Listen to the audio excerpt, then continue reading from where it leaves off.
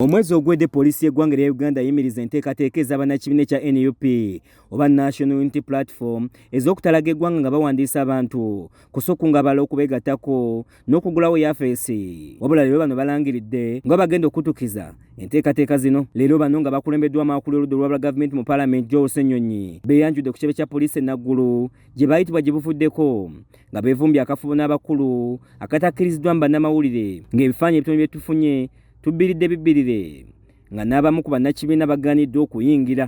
Honor the meeting at the police headquarters. They did invite us for a meeting after we wrote notifying them about our next phase of the countrywide tour. You remember we were meant to start this very week, but when they wrote asking us to meet them on Thursday, we said no problem, we can pause a little bit, meet with them, engage, and we establish what concerns there are and so on. That meeting has happened, and on our end we want to keep showing that we are civil. They sometimes think we don't want anything to do with the law, that kind of thing. That's not who we are, and that's why whenever they invite us we say all right, we shall come, engage with you, see what we can agree upon, see what we may not agree upon.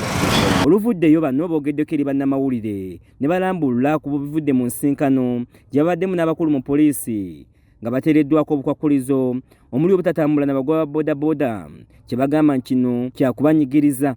Points ezimu ze baraisinze, for example wadde bagamba temutambula na boodabooda, abagamba mutambule n'emmotoka embale ffe ne tubagamba bannange ekisooka bano abantu sifa ababakunga bonna abamu bajja kutulaba nga tutambula nga tusimbudde ne batwegattirako eyo mu kkubo. Sifa abamobilizinze kubanga aba abantu bavaayo lwakwagala pulezidenti waffe, lwakwagala NUP, lwakwagala kibiina n'omulamwa gwe tuliko.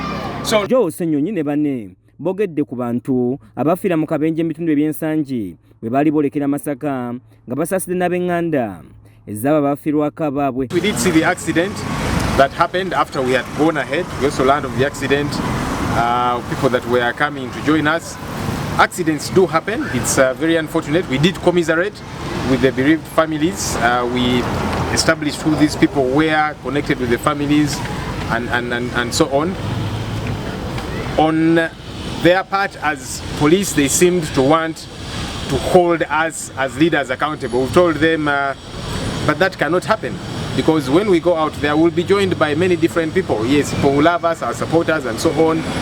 Bagamba nti bakuddukiza buti enteekateeka yaabwe ey'okutalaga eggwanga gye bali bayimiriza. We are still committed to observing the law as we have been observing.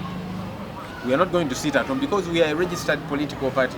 Everybody else is out there holding mobilization activities, meeting different people, and so on. So it's not any different from us.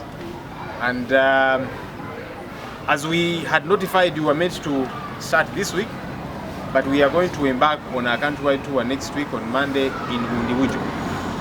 Annette Namatovu yakusakidde eggulire lino ku Case TV Agalero.